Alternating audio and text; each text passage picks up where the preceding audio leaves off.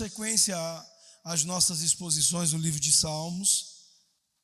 Vamos ler a palavra de Deus então no Salmo 19. Diz assim, a palavra do nosso Deus. O mestre de canto, o Salmo de Davi. Os céus proclamam a glória de Deus e o firmamento anuncia as obras das suas mãos. Um dia discursa outro dia e uma noite revela conhecimento a outra noite.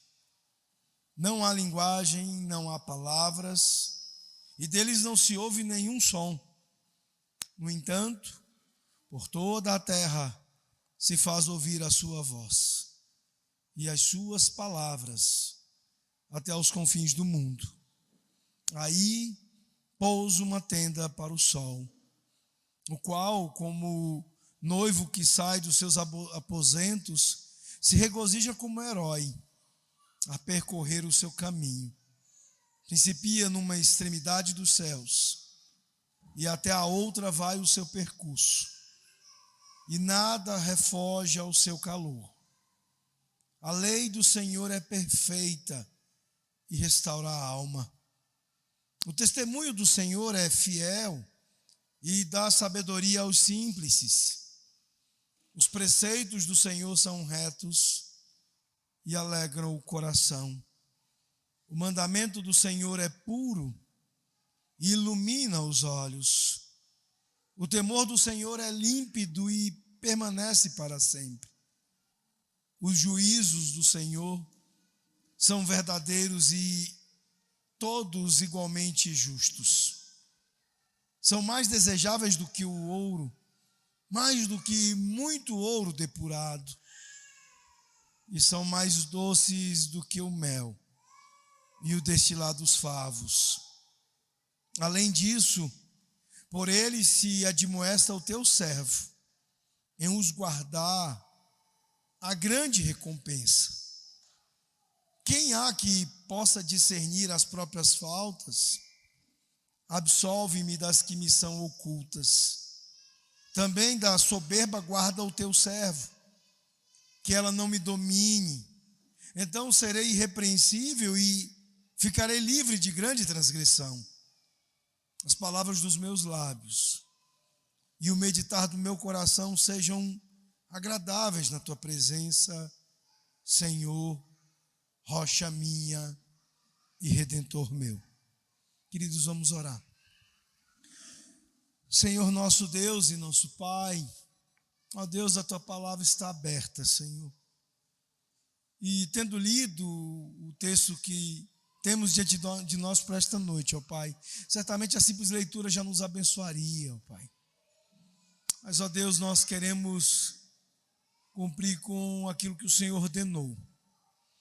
Que a tua palavra, além de lida, que ela fosse diante do teu povo explicada, exposta, ó Deus, e aplicada para o bem das almas deles. Para que possam, ó Deus, ainda mais profundamente contemplarem a glória do Senhor Jesus Cristo. Ó Deus, nesse momento em que ela será explicada, exposta, aplicada, ó Deus, que nós possamos provar, ó Deus, nos deleitar na direção do teu Santo Espírito.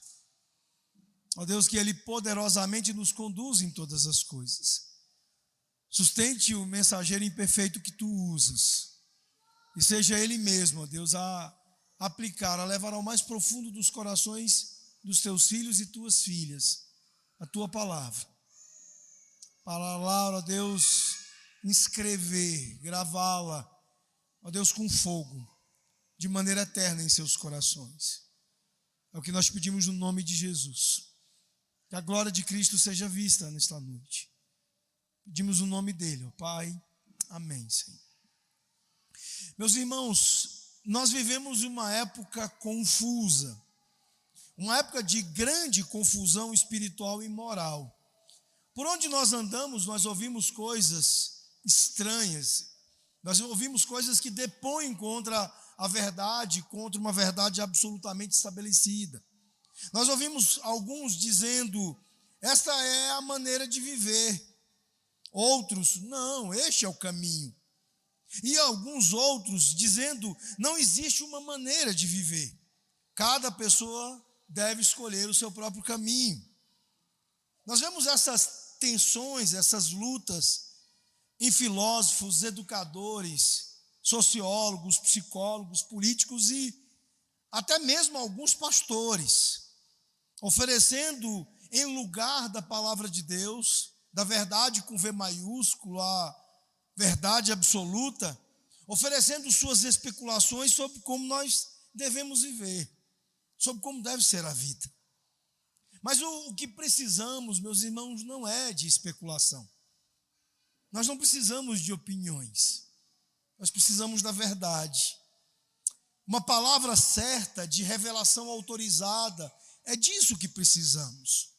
O William Willimon e também na mesma linha o David Wells, eles dizem que se você não tem uma verdade para oferecer, uma verdade com V maiúsculo, tenha cautela e até mesmo guarde suas opiniões.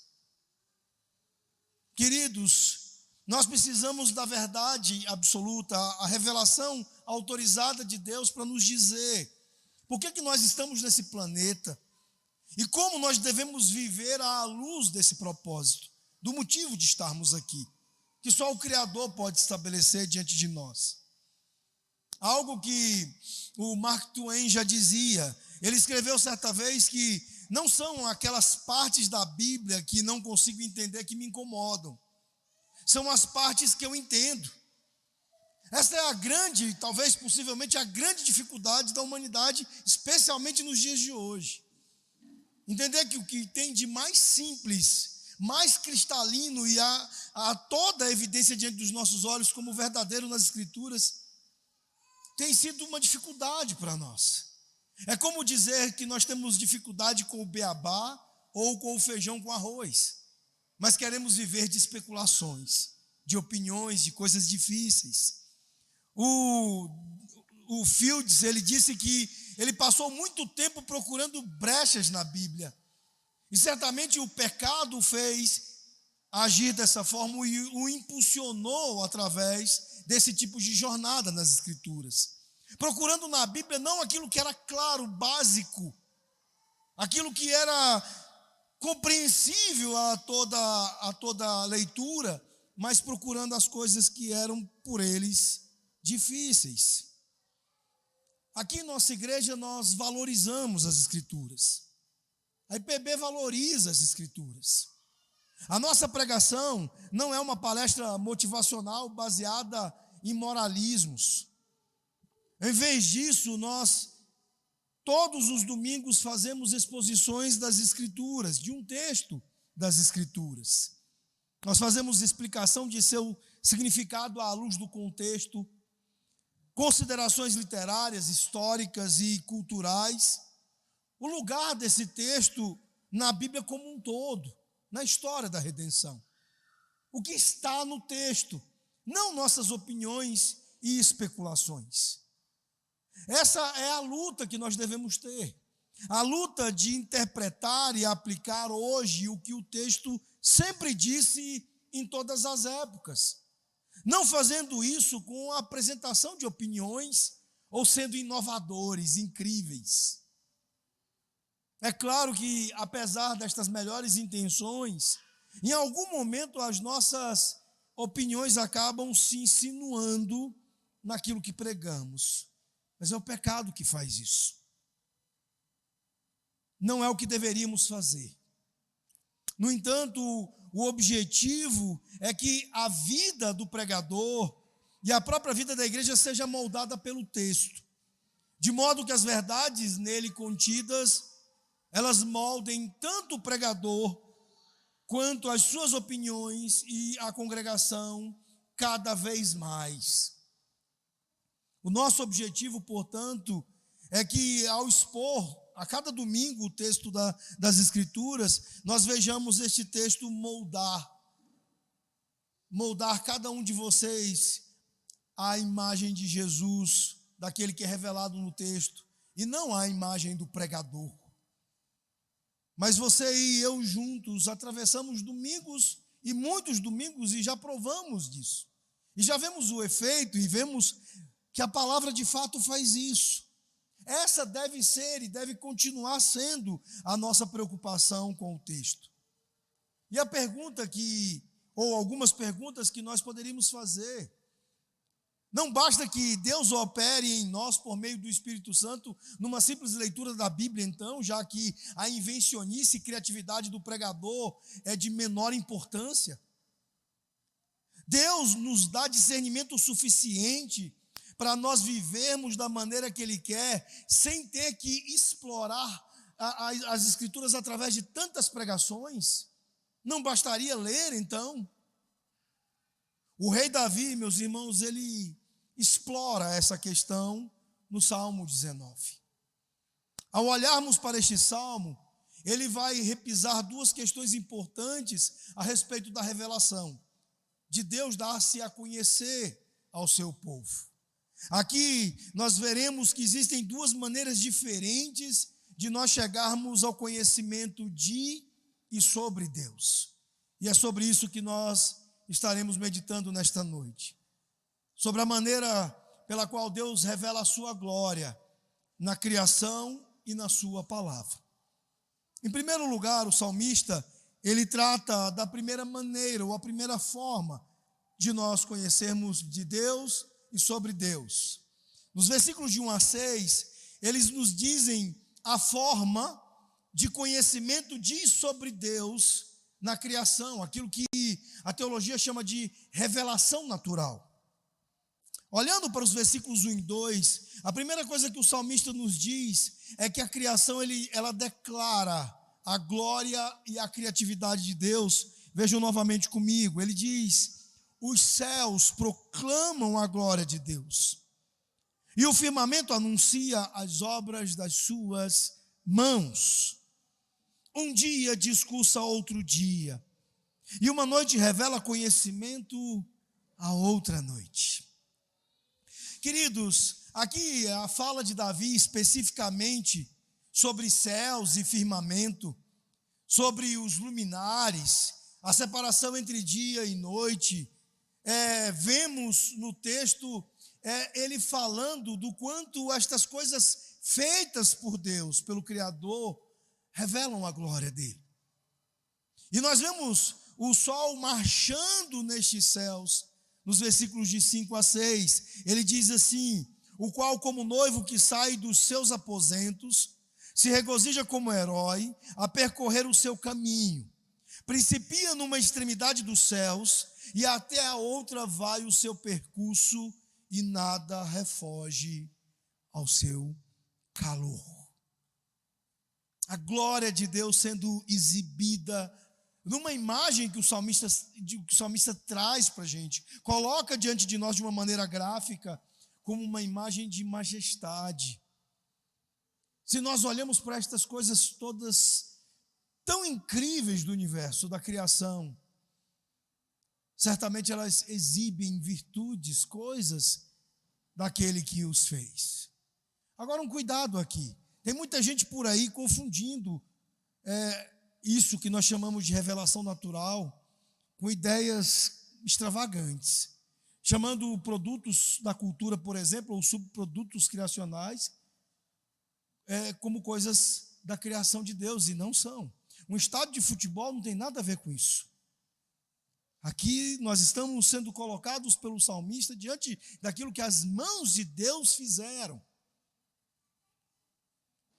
São símbolos colocados aqui pelo salmista, queridos, para indicar o alcance mais amplo de universo que nós sequer conhecemos, que nós sequer seremos capazes de conhecer, porque somos pequenos diante da grandiosidade dessa coisa tão majestosa que é o universo criado por Deus.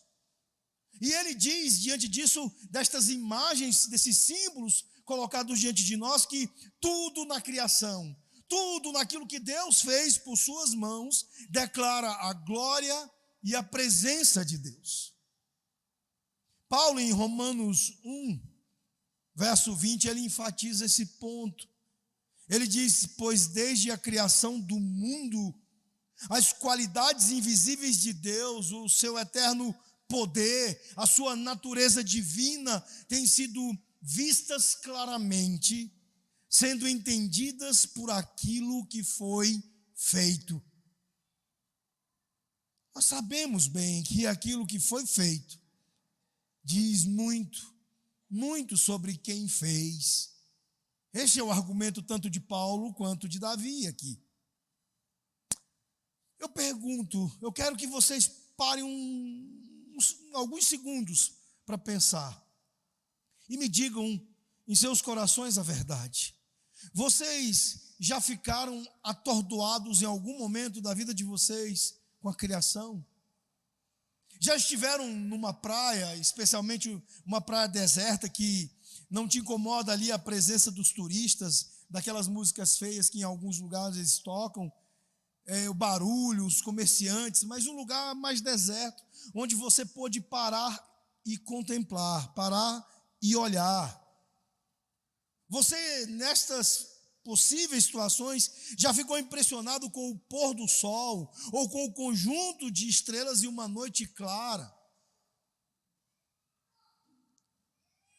Você já parou diante do mar e fez uma pausa e ficou ali se detendo sobre a beleza dele, sobre a majestade dele, sobre o quão incrível foi isso que Deus fez?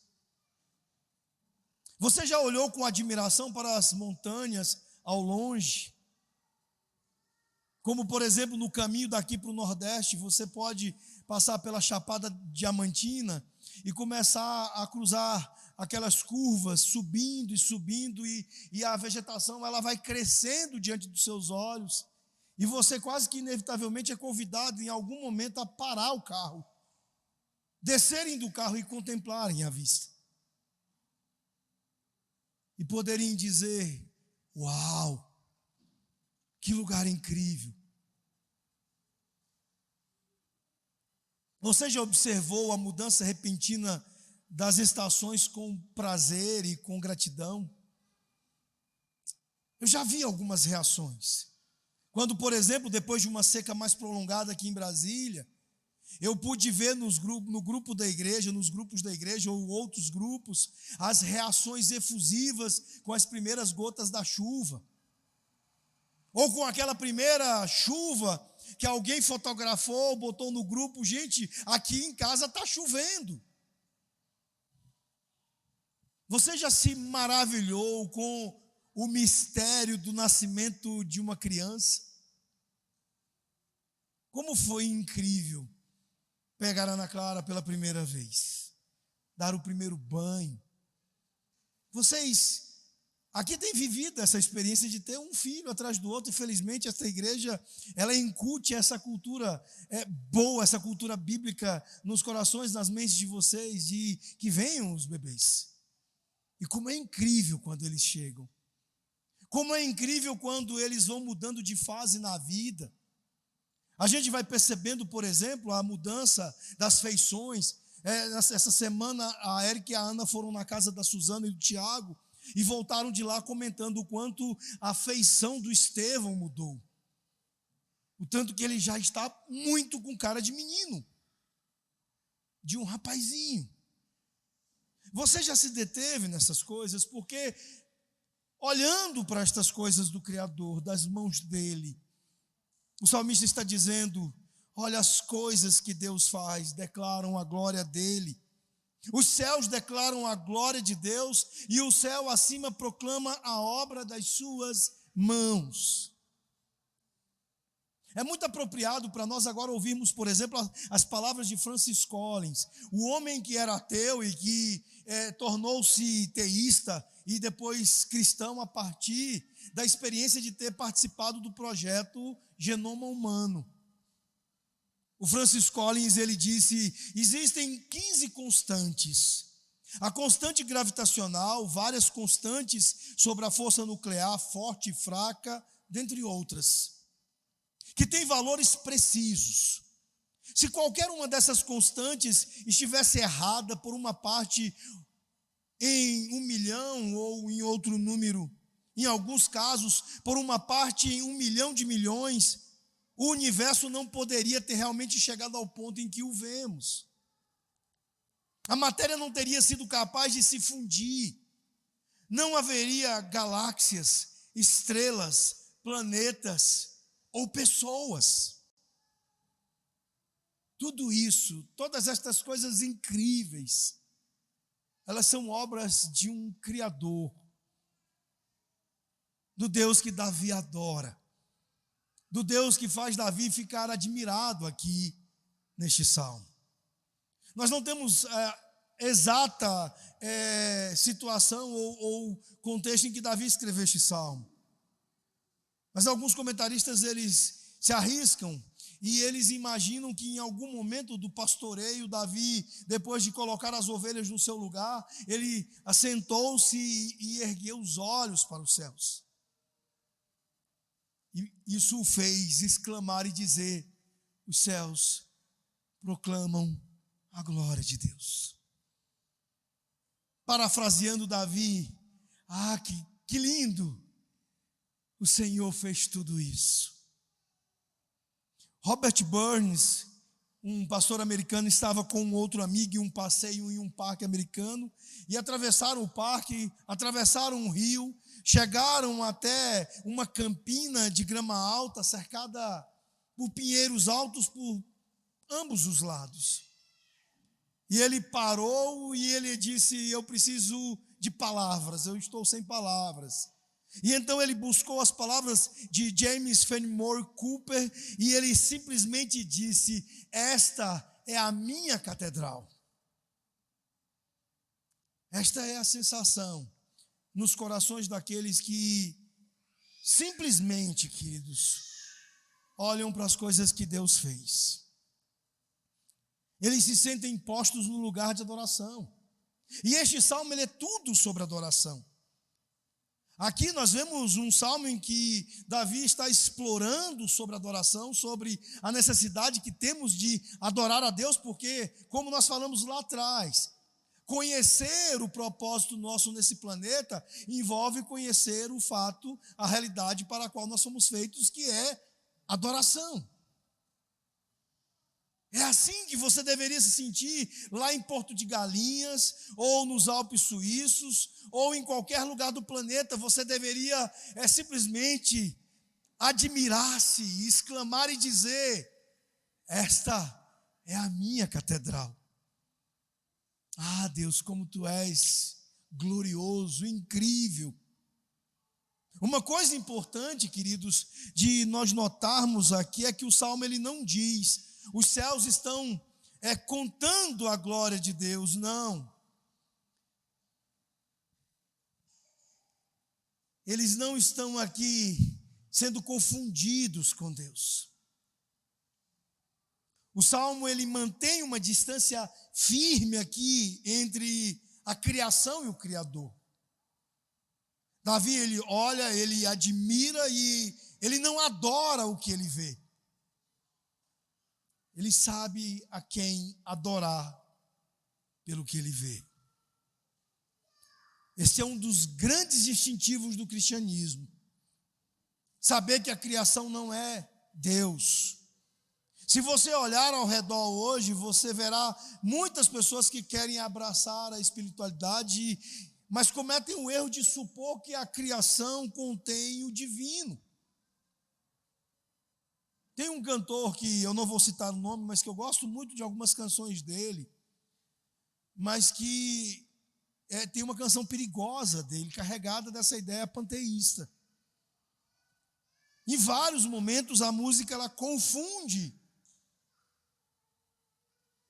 a criação com o Criador. A ideia da criação contendo o divino.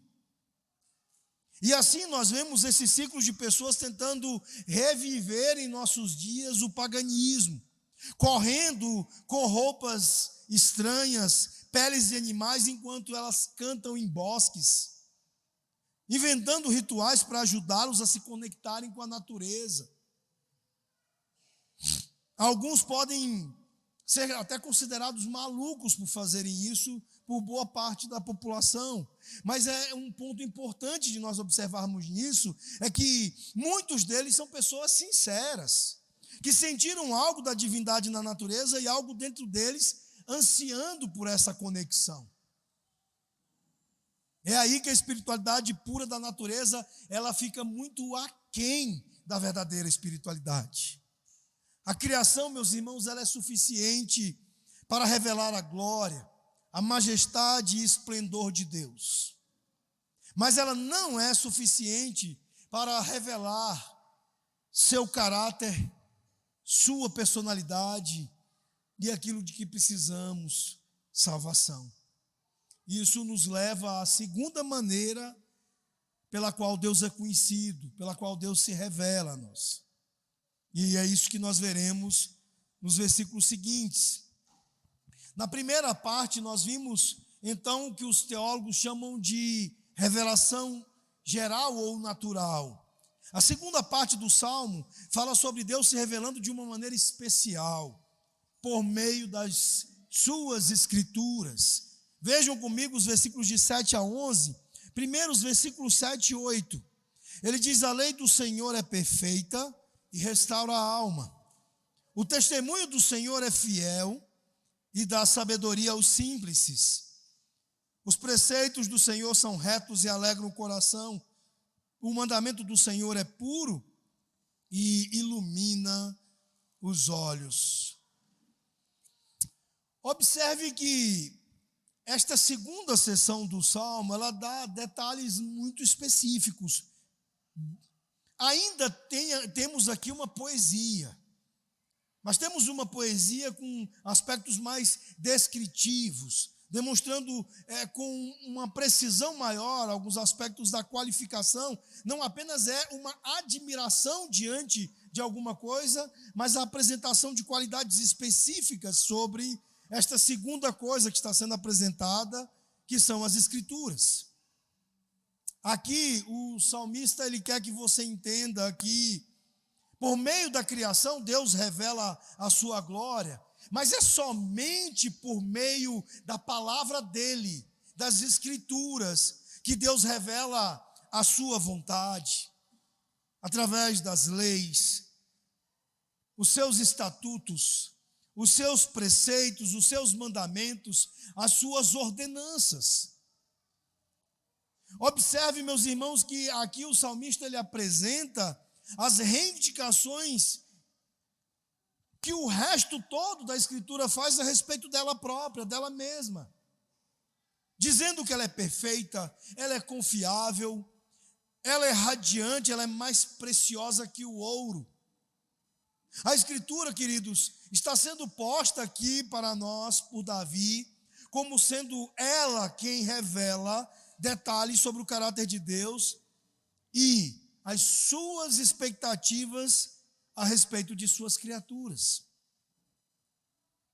As reivindicações que a Bíblia faz para si mesma são de que a Escritura não é apenas escrito de homens, mas as Escrituras na Bíblia são especialmente inspiradas pelo Espírito Santo e são palavras do próprio Deus.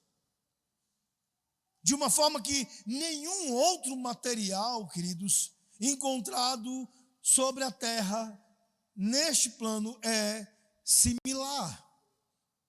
Segundo Timóteo, capítulo 3, versículos 16 e 17, deixa esse ponto muito claro para nós, quando o apóstolo Paulo ele diz que toda a Escritura é inspirada por Deus e útil para ensinar, repreender, corrigir e instruir na justiça, a fim de que o homem de Deus seja perfeitamente habilitado para toda boa obra. Então, toda a Bíblia, e Davi está ecoando isso aqui, ela diz de si mesmo que ela é especial. É por isso que nós devemos nos debruçar sobre ela tão intensamente na adoração.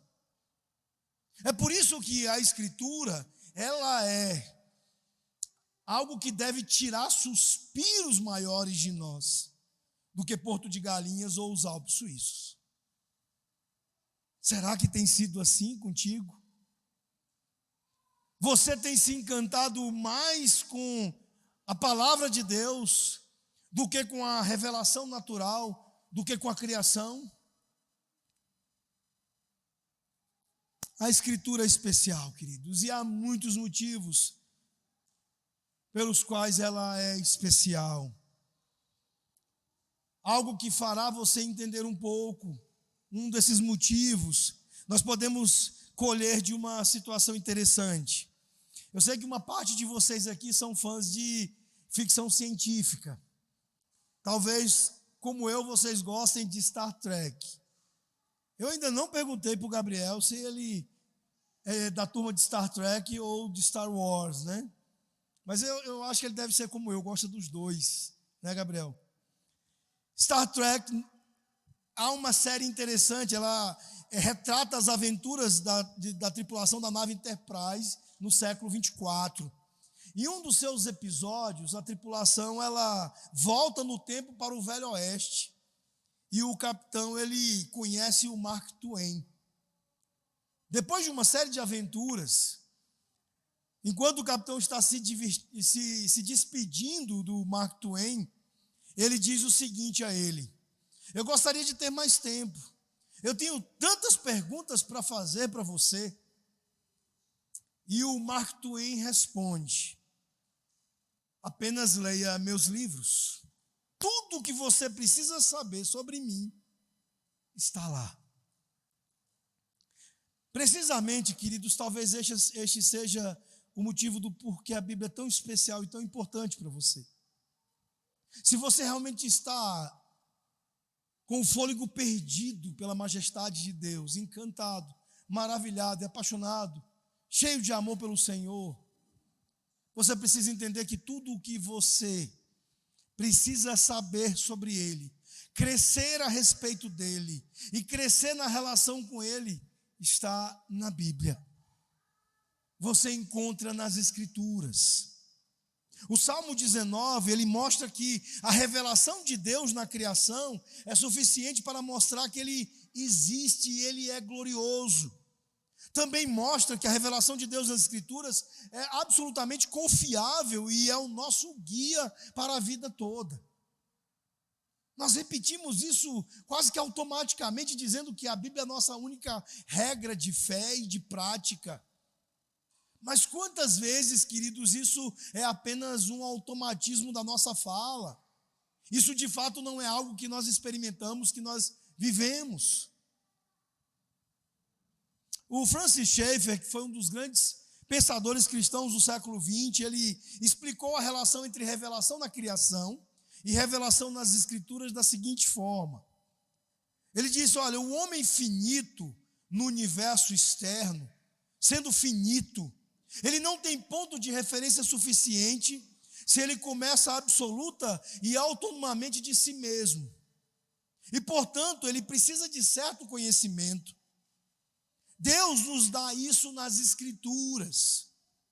Tendo isso em mente, o cientista ele pode entender em suas relações últimas as verdades que ele está olhando no universo. Por que algumas pessoas têm interpretações científicas tão estúpidas? Porque elas são feitas, meus irmãos, em ignorância, em desprezo ao que nós chamamos de pressuposições básicas ou essenciais. Aquelas verdades básicas a respeito de nós mesmos, a respeito daquilo que Deus fez, a respeito de quem Ele é, do Pai, do Filho e do Espírito, a respeito desse mundo, das coisas que nós encontramos nas Escrituras. Nós não podemos ousar olhar para o universo e achar que iremos entendê-lo sem as lentes das Escrituras. Nós não entenderemos as coisas desse mundo adequadamente se nós não colocarmos as lentes das Escrituras para as entendermos. A isso nós temos ouvido ser chamado, especialmente nos últimos anos, tem se falado muito sobre isso, de cosmovisão. Ou seja, uma visão do mundo. E é a partir de uma visão biblicamente orientada que nós, de fato, estaremos entendendo aquelas coisas feitas por Deus e que são maiores do que o nosso entendimento.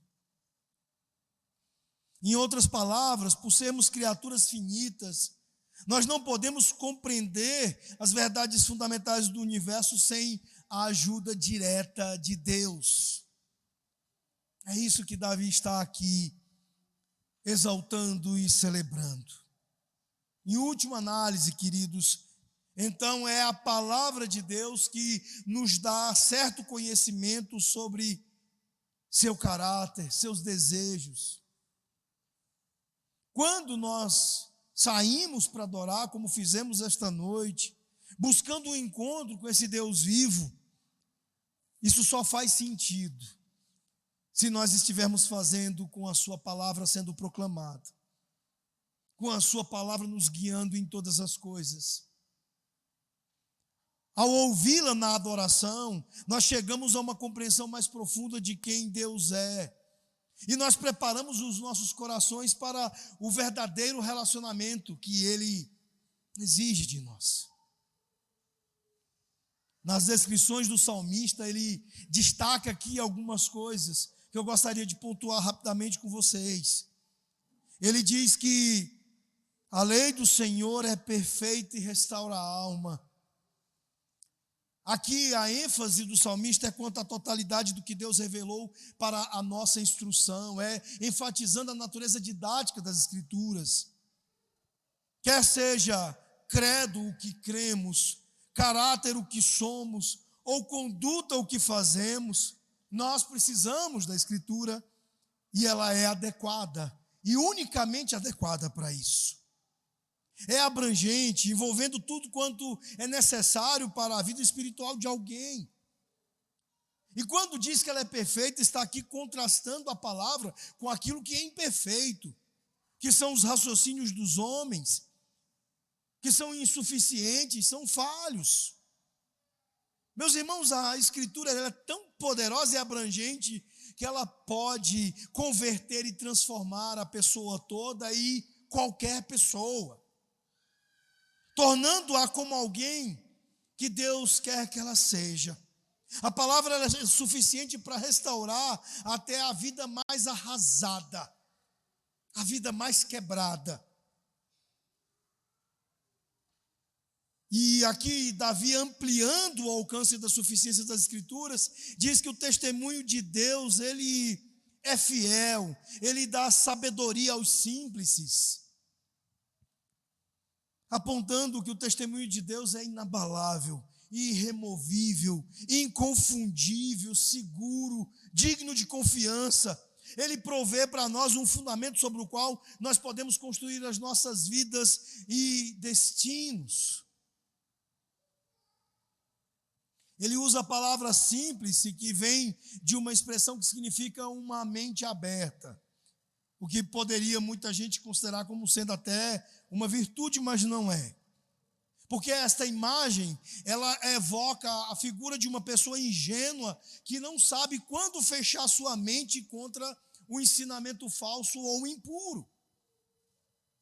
A Escritura, então, ela toma uma mente simples assim, que poderia, na roça o pessoal chama de miolo de pote, que poderia facilmente ser apreendida, tomada por qualquer tolice, e transforma essa mente sem discernimento e torna ela sábia, que significa torná-la hábil nas questões da vida, submetendo a vida desta pessoa às Escrituras e fazendo ela saber aplicar as Escrituras a todas as circunstâncias de suas vidas.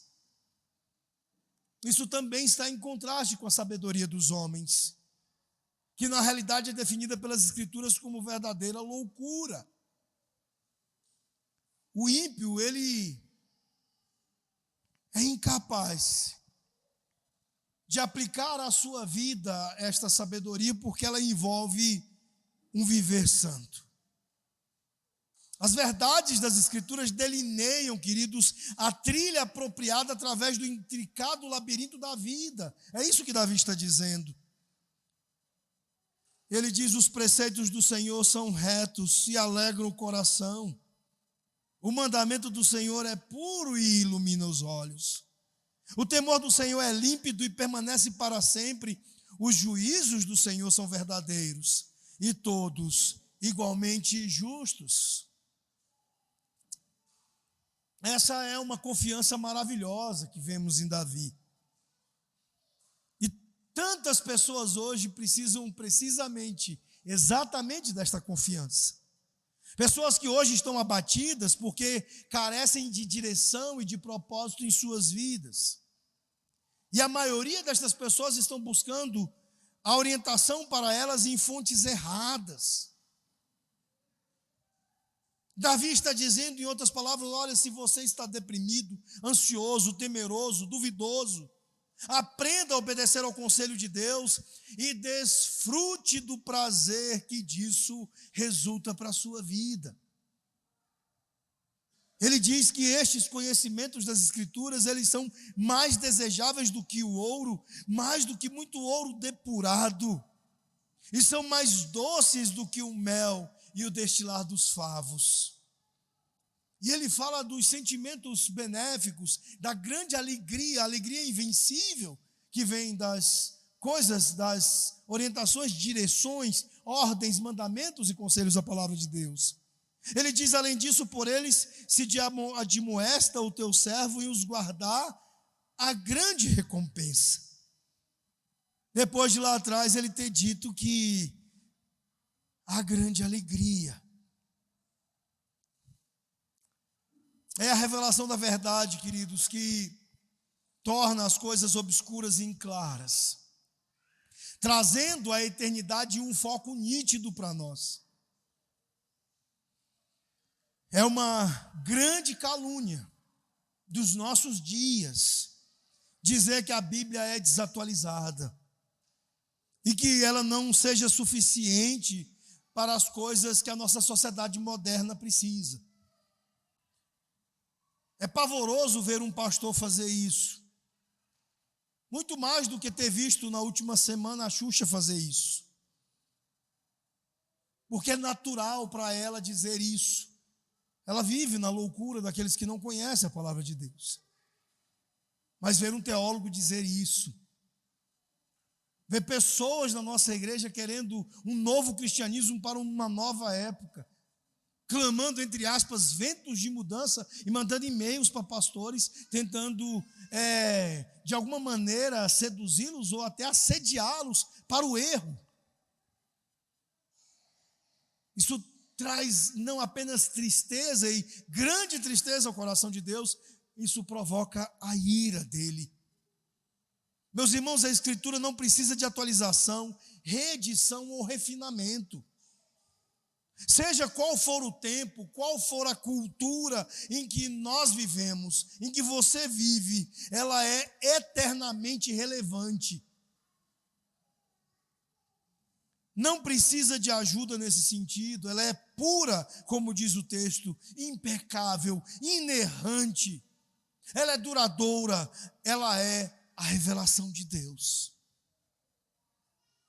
Mas algumas pessoas hoje, até pela, digamos, mudança da qualidade da língua, porque houve certamente um empobrecimento da língua.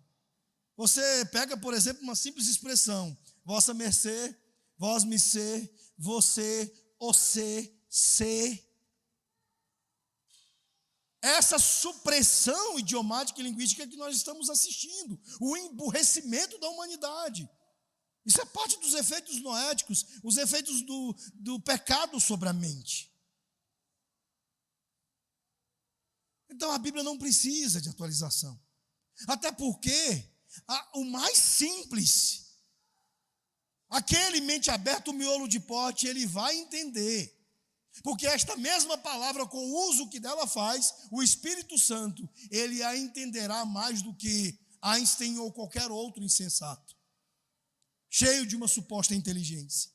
Entender a Bíblia, meus irmãos, não é uma questão, portanto, de inteligência, mas é uma questão espiritual. A própria Bíblia diz que coisas espirituais se discernem espiritualmente. Um bebê experimentará os efeitos da palavra se o Espírito Santo que a maneja, que a inspirou, assim quiser. Tanto que foi na barriga da mamãe, que João Batista entendeu. Concluindo, queridos, o nosso último ponto, ele leva-nos a essa conclusão. Os versículos 12 a 14, eles nos dizem que Deus usa esse conhecimento para moldar seus adoradores. Aqui nós temos uma oração de perdão pelos pecados. Veja o que Davi diz: quem há que possas discernir as próprias faltas? Absolve-me das que me são ocultas. Ao ouvirmos, queridos, a palavra de Deus, nós somos afetados. Até bebês na barriga da mãe são afetados.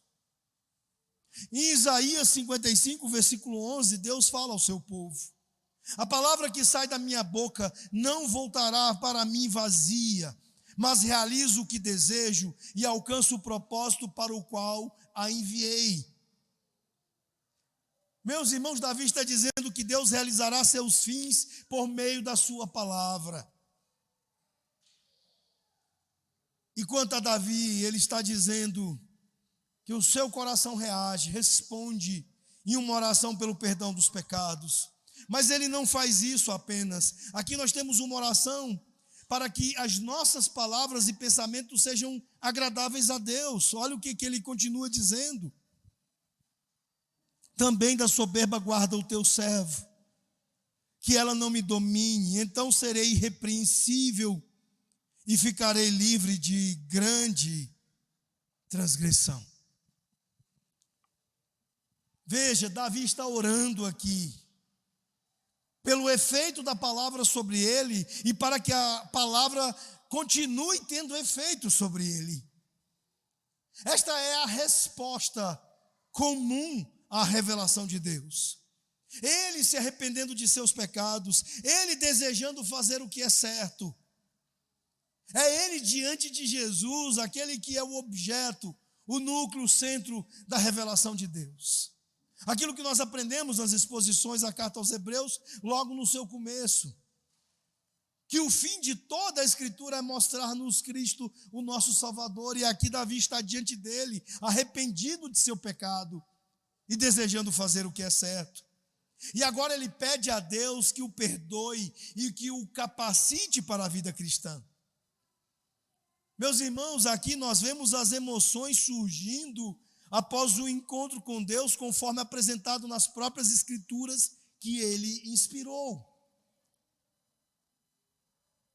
Isso nos faz lembrar do poder da palavra dito-nos lá em Hebreus 4:12, quando o texto diz: porque a palavra de Deus é viva e eficaz, mais afiada do que qualquer espada de dois gumes, penetra até dividir alma e espírito, juntas e medulas, julga os pensamentos e atitudes do coração. Davi coloca-nos diante do fato de que a palavra ela entra em nós, ela entra em você e ela vai afetá-lo. Ou vai amolecer o seu coração em relação a Deus, ou vai endurecê-lo contra Deus. Portanto, quanto mais exposição você tiver à palavra, mais ela entrará em você, mais ela moldará e o moldará na criatura que Deus planejou você para ser. Lembra que eu falei lá atrás sobre as perguntas? Por que a gente não simplesmente lê em casa? Por que eu tenho que ouvir tantas pregações? Porque quanto mais você for exposto à palavra de Deus, não apenas lida e meditada, mas pregada, quanto mais Deus vai afetar você. Talvez, queridos, vocês olhando para a primeira parte deste salmo, vocês tenham uma reação negativa ao invés de positiva sobre o pensamento de Deus ser um Criador incrível, todo-poderoso.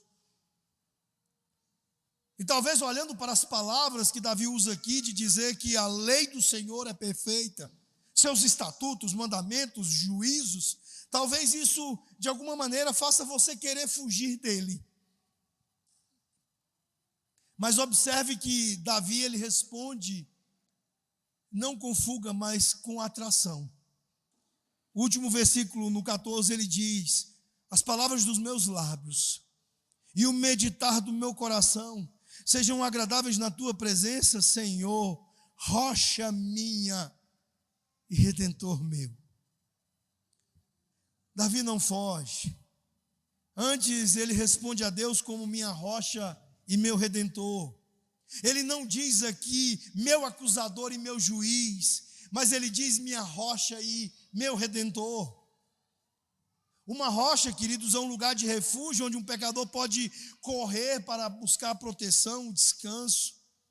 E um redentor refere-se a alguém que o protegeu, o resgatou.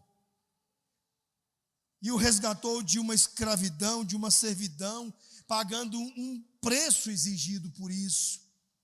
Meu significa que Davi fugiu pessoalmente para Deus em busca de redenção. E é assim que nós esperamos e que Deus espera seja o efeito da palavra de Deus sobre sua vida. Ele quer ser para você uma rocha de refúgio, o seu redentor, que o resgata da escravidão, do pecado e da morte em Jesus. Ele, o Senhor Jesus, que pagou o preço pelo resgate da escravidão do pecado, dando a sua vida em nosso lugar, entregando-se à morte, para que o julgamento de Deus por seus pecados caíssem sobre ele. E agora ele está fazendo de você livre, cheio de perdão, cheio de aceite, tudo oferecido em seu Filho. E ao invés de ser o Deus que te acusa e que te condena, Ele agora pode ser o Deus que te perdoa e te acolhe para se refugiar nele e não ver na lei de Deus um fardo, um peso, algo assustador, mas um deleite, um prazer para a obediência. Meus irmãos, o mundo de Deus nos mostra o quão incrível Deus é.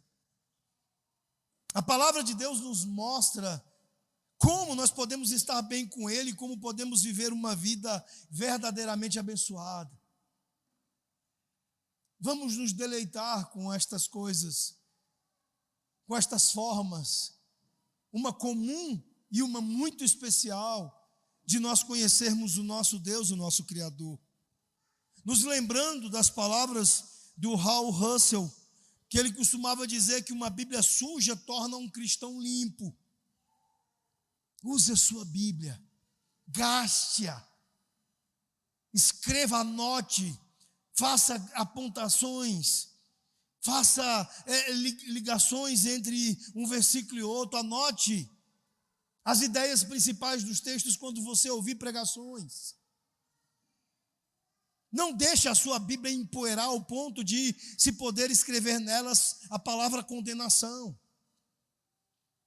Mas faça da tua Bíblia suja ao máximo para que ela possa fazer de você um cristão limpo. Quanto mais você digerir a sua Bíblia e internalizar em seu coração o seu rico conteúdo, quanto mais será rico o seu relacionamento com Deus e mais claramente você será capaz de reconhecer sua autorrevelação tanto na criação quanto nas Escrituras. A nossa resposta, portanto, deve ser enfrentar o nosso pecado, nos submeter ao Deus vivo e verdadeiro, que se deu a conhecer por meio do seu mundo e da sua palavra. Só Ele é o árbitro que comanda as nossas vidas. E certifique-se de que você está seguro nele. Certifique-se de que você não está apenas se encantando com as coisas dele, mas que você está tomando a sua palavra como sua única regra de fé, de prática. Um lugar onde você sabe, conhece todas as coisas a respeito dele. Que Deus o abençoe. Vamos orar.